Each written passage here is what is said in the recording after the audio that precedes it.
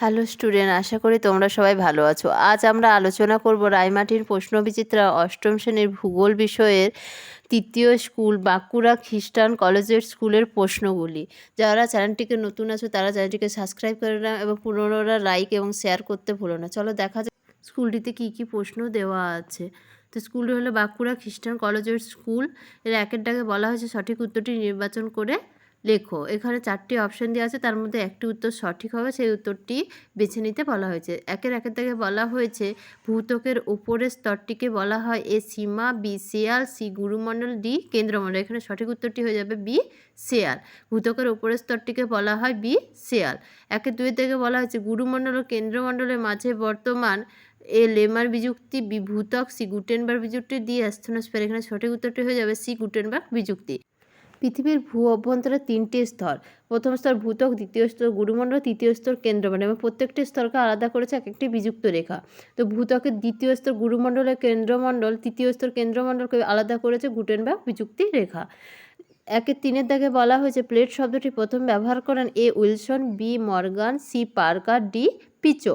এখানে সঠিক উত্তরটি হয়ে যাবে এ উইলসন। প্লেট শব্দটি প্রথম ব্যবহার করেন কে? এ উইলসন।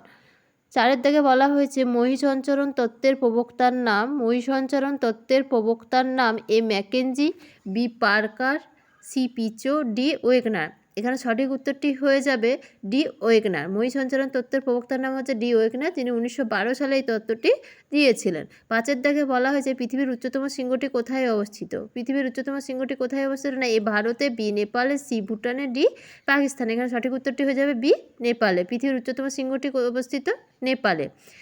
6 থেকে বলা হয়েছে ভুটানের সরকারি ভাষা A Dzongkha, B Urdu, C বার্মি, ডি ইংরেজি। এখানে সঠিক উত্তরটি হয়ে যাবে কি?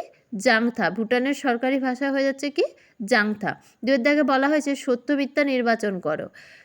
এখানে যেটা সঠিক সেটা সত্য হবে এবং যেটা ভুল সেটা মিথ্যে লিখতে বলা হয়েছে পাশে। তো 2-1 দাগে বলা হয়েছে পদার্থের ঘনত্ব বলতে বোঝায় প্রতি ঘন সেন্টিমিটারে পদার্থের ওজন। পদার্থের ঘনত্ব বলতে বোঝায় প্রতি ঘন সেন্টিমিটারে পদার্থের ওজন। এটা একদম মিথ্যে।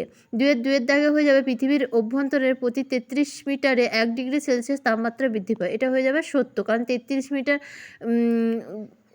অভ্যন্তরে নামার সাথে সাথে 1 ডিগ্রি সেলসিয়াস করে তাপমাত্রা বৃদ্ধি পায়।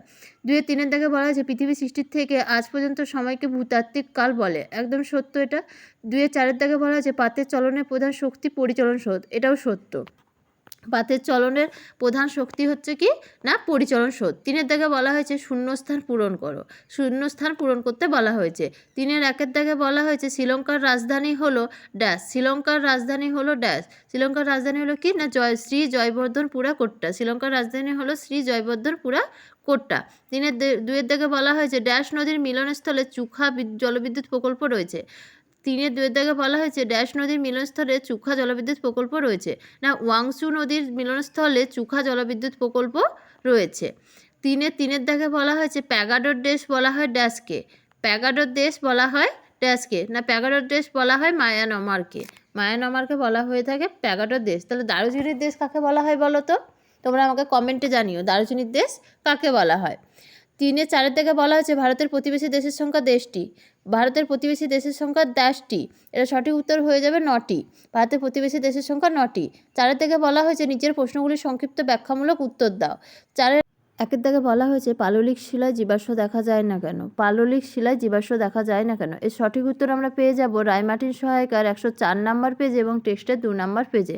পাললিক শিলায় জীবাশ্ম দেখা যায় না কেন? সঠিক উত্তর আমরা পেয়ে যাব রায়মার্টিন সহায়িকার 104 নম্বর পেজে এবং টেক্সটের 2 নম্বর পেজে। 4-2 দাগে বলা হয়েছে নেপাল পর্যটনের সমৃদ্ধ যুক্তি দাও। নেপাল পর্যটনের সমৃদ্ধ যুক্তি দাও। এর সঠিক উত্তর আমরা পেয়ে যাব টেক্সটের 75 পেজে এবং রায়মার্টিন সহায়িকার 297 পেজে। রায়মার্টিন সহায়িকা 297 পেজে। 5 দাগে বলা হয়েছে নিচের প্রশ্নগুলি যথাযথ উত্তর দাও। নিচের প্রশ্নগুলি যথাযথ উত্তর দাও। 5-1 দাগে বলা হয়েছে পৃথিবীর ভূ অভ্যন্তরে স্তরবিন্যাস করে বিভিন্ন অংশগুলি চিহ্নিত করো। পৃথিবীর ভূ অভ্যন্তরে স্তরবিন্যাস করে বিভিন্ন অংশগুলি চিহ্নিত করো, কেবলমাত্র চিত্রের মাধ্যমে দেখাতে বলা হয়েছে। সঠিক উত্তর আমরা পেয়ে যাবো টেক্সটের 6 নম্বর পেজে এবং রায়মার্টিন সহায়িকার 10 নম্বর পেজে।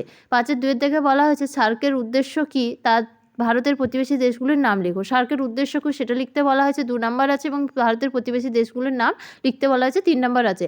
এর সঠিক উত্তর আমরা পেয়ে যাব রায়মার্টিন সহায়িকা 294 নম্বর পেজে এবং টেক্সটের 74 নম্বর পেজে। এখানেই আজকের আলোচনা শেষ করলাম। তোমাদের আমার আলোচনা ভালো লেগে থাকলে একটি লাইক ও শেয়ার করে দাও। যারা নতুন আছে চ্যানেলটিকে সাবস্ক্রাইব করতে ভুলো না। পরবর্তী স্কুলগুলোর প্রশ্ন পাওয়ার জন্য চ্যানেলটিকে অবশ্যই সাবস্ক্রাইব করে নাও। কাল দেখা হবে আরও একটি নতুন স্কুলের আলোচনা নিয়ে। সবাই ভালো থেকো, সুস্থ থাকো। আজ এখানেই রাখলাম।